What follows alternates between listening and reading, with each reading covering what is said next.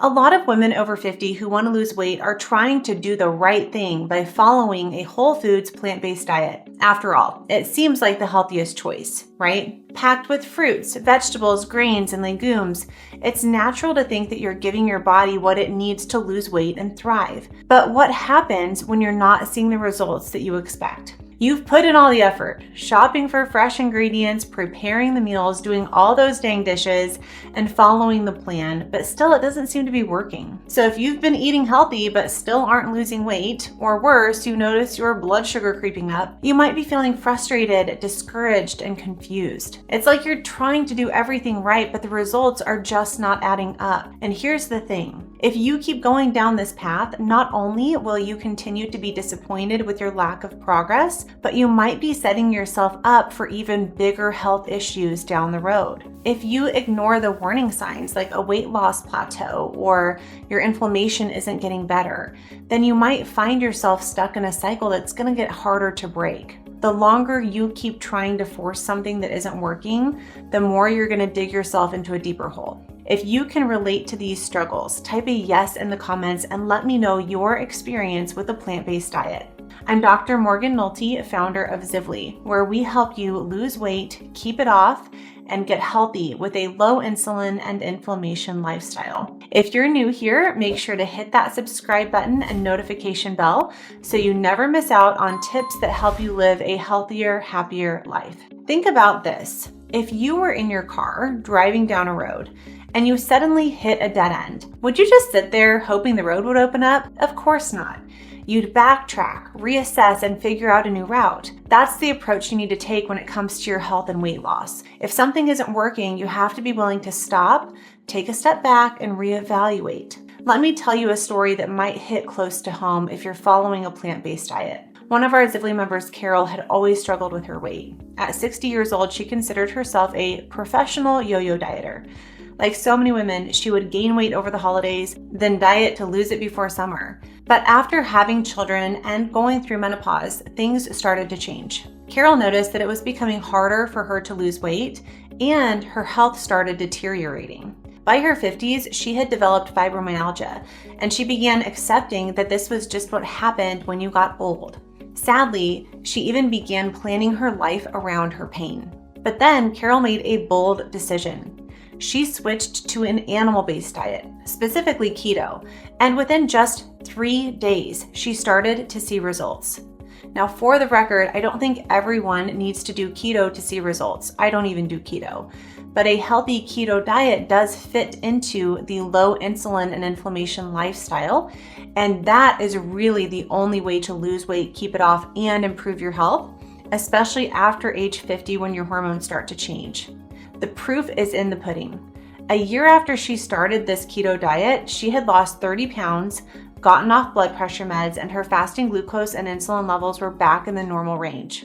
Her fibromyalgia was in remission, and her migraines drastically reduced. The pain she had been living with for years was gone.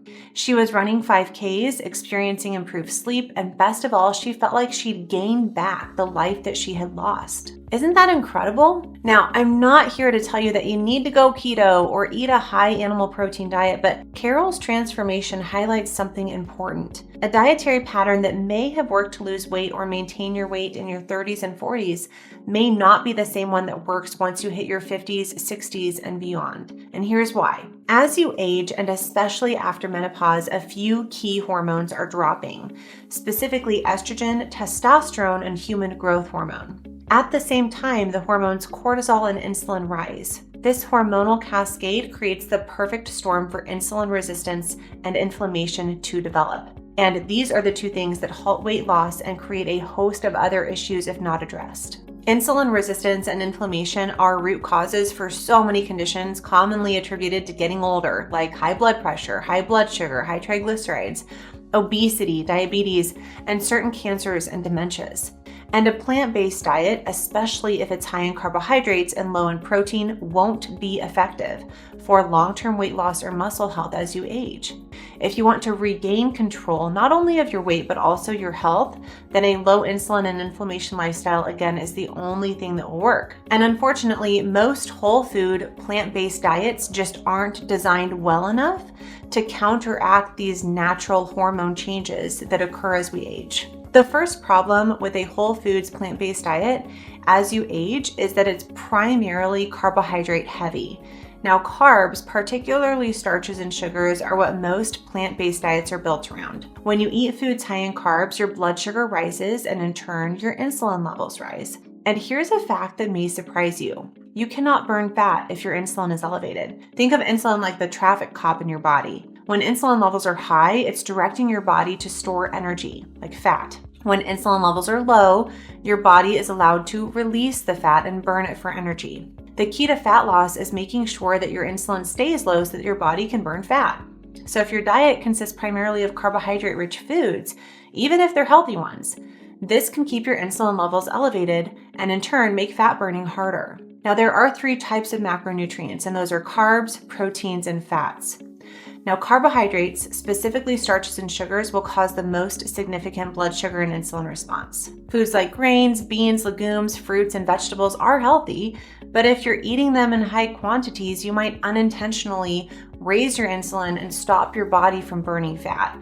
This is especially problematic if you're struggling with blood sugar issues to begin with. The second major problem with a whole foods plant-based diet is the lack of quality, concentrated protein. Protein is vital for maintaining muscle mass, staying full after meals, and stabilizing blood sugar. As we get older, we need even more protein to preserve muscle and ensure our metabolism stays efficient. But many plant-based diets don't provide enough essential amino acids, and this can lead to a whole host of issues. If you don't get enough protein, you'll feel hungrier more often, which could lead to overeating and cravings for sugar and carbs. Not getting enough protein also accelerates the muscle loss that naturally occurs with aging, and that's going to directly impact your metabolism.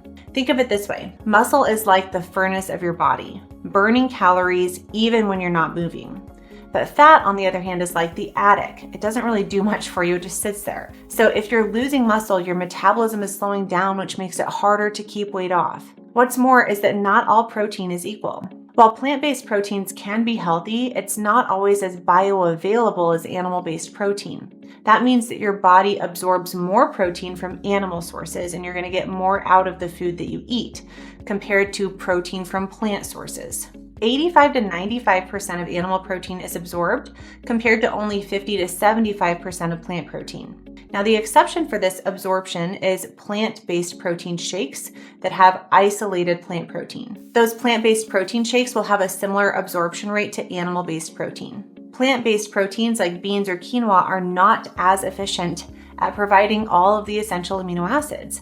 This means that even if you're eating a lot of plant-based protein, your body might not be getting everything it needs unless you're heavily supplementing with protein powders. On the other hand, animal proteins like beef, chicken, eggs, and seafood contain all the essential amino acids that your body needs, and they're more easily absorbed. Plus, animal-based protein sources are lower in carbohydrates and calories, so they're not going to spike your blood sugar or insulin like most plant-based proteins would, because most of them come with a lot of carbohydrates. Animal-based proteins will be more effective in helping you meet your nutrient needs in a way that creates a sustainable calorie deficit and helps keep insulin low so that you can lose weight. For example, if you eat 30 grams of protein from steak, your body will absorb about 27 grams. But if you eat 30 grams of protein from quinoa, your body's only going to absorb about 18. Now, this is really important to consider with the essential amino acid leucine, which is almost like an anabolic trigger. It triggers your muscle protein synthesis to start. It's either like an on switch or an off switch. Either you ate the adequate amount of leucine required to start building and maintaining your muscle, or you didn't. So even if you're eating 30 or 40 grams of plant-based protein, you're likely still not reaching that leucine threshold needed to turn on your muscle growth and repair. A lot of people think quinoa and equate it to high protein, but that's simply not true. Our recommended serving size of protein for adults over 50 is around 40 to 50 grams per meal, or about the size of your hand in cut up meat or scrambled eggs. And most aging adults are eating far less than 40 to 50 grams per meal. If you're a little bit younger, 30 grams would be the minimum threshold, but as you age, your body gets less efficient at processing protein, so that's why we recommend a slightly higher dose per meal. But for this example, we're going to use about 30 grams of protein for that cutoff threshold to stimulate muscle protein synthesis and build your muscles, all right? So let's compare steak to quinoa. To get a minimum dose of 30 grams of protein from steak, you would need about 4 ounces. Now, this would have 181 calories, 5 grams of fat, and no carbs. Compare that to how much quinoa it would take to get 30 grams of protein. And remember, quinoa is a plant-based protein, so it's lower quality, there's less leucine, and less of the protein would be absorbed. You would need 3.5 cups of quinoa, which is almost 800 calories, 13 grams of fat, 123 grams of starch, which is represented by the net carbs, and 15 grams of fiber. Clearly, the animal-based protein option would be better for both your weight and your blood sugar management. So if you're trying to get all of your protein from plants, you may unintentionally be losing muscle mass, even if you're reaching that recommended dose of 1 gram of protein per pound of ideal body weight a day, because there's less leucine in plant-based proteins and less of that plant-based protein is being absorbed. At the same time you're under eating quality protein, you're overeating carbohydrates, and this keeps insulin higher, leading to weight loss resistance and higher blood sugar levels. So lastly, there's inflammation. Depending on your gut health, some plant-based foods might actually be causing a significant amount of inflammation. Go back to Carol's story, right? She thought she was eating a healthy plant-based diet, but a lot of the foods that she was eating was causing inflammation, making her fibromyalgia pain miserable. And when you go through menopause, your gut microbiome actually changes. So you might develop new food sensitivities that you didn't have when you were younger. For many people, grains, sugar, dairy, and alcohol contribute to low-grade chronic inflammation. And here's the problem. Inflammation drives insulin resistance. Other people may be more sensitive to certain compounds in plants like oxalates or lectins. And again, these are high in plant foods. If you are one of those people, eating lots of plants is actually far more inflammatory than eating animal products. If you're eating foods that keep you inflamed, whether it's grains, legumes, or certain vegetables, you might unknowingly be sabotaging your weight loss goals by causing inflammation in your body. Even though these foods are generally considered healthy, they could be making it harder for your body to manage blood sugar and insulin, which is crucial for weight loss. Think of it like trying to run a race with a heavy backpack. Even though you're doing everything right, you're taking one step after the other, the extra weight of inflammation is slowing you down and likely keeping you bloated and gassy. Now that we've covered some of the big issues with a whole foods plant-based diet, I want to remind you about the problem of overeating. So even if you're eating plant-based, healthy foods, overeating can still stall your progress. So think of food like fuel for your body. Like if you water a plant too much, it's not going to thrive, and your body works the same way. If you eat too much, even if it's healthy food, your body's going to store that excess as fat. So if you're following a plant-based diet and still struggling to lose weight, that could also be part of the problem. But here's the good news. It's not about abandoning a plant-based diet altogether.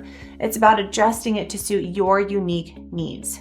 Now, I know that some people follow a plant-based diet because that's what's in line with their values or their morals, and I'm not here to tell those people you need to change your values or your morals. I am here to say it's time to think about how you're structuring that plant-based diet, and be sure that you're including foods that are lower in starches and sugar, higher in protein, especially concentrated protein, wherever possible, healthy fats, and consider, like, are you open to some animal products? Like, some people are open to a little bit of Greek yogurt or eggs, and all of those can help you reach those protein needs. You can still enjoy whole foods, but you need to be strategic about what you're eating, how much, and when. Remember, the key to sustainable weight loss and better health is a low insulin and inflammation lifestyle. You can make that work on a whole foods plant-based diet, but it may take some nuanced strategy and trial and error. You do not need to follow the latest trend or force yourself into a restrictive diet pattern that doesn't suit your body or your beliefs. It's all about creating a lifestyle that supports your health goals and that includes keeping insulin and inflammation low while ensuring you're eating enough high-quality protein. So if you want to learn more about how to fine-tune your diet and lifestyle for better health, including how to manage insulin resistance and inflammation, check out our Insulin Resistance Diet Blueprint. It's designed to help you understand the science behind what's actually happening in your body and gives you easy to understand tools for managing weight, blood sugar, and overall health. Remember, a short-term diet will never be the answer. It's about creating long-term, sustainable habits that work with your body to help you feel your best and live a healthy, vibrant life. I hope you enjoyed this video. Be sure to subscribe to this channel and turn notifications on so that you know when I post a new video. And for more information on the benefits of an animal-based diet, check out this amazing interview that I did with Dr. Georgia Ede. She's the author of Change Your Diet, Change Your Mind. And hers is honestly the best book that I've read about the potential dangers of a plant-based diet and clearly explains the benefits of eating animal products for your health. So definitely check that one out next. Thanks for watching, and I'll see you soon in the next video.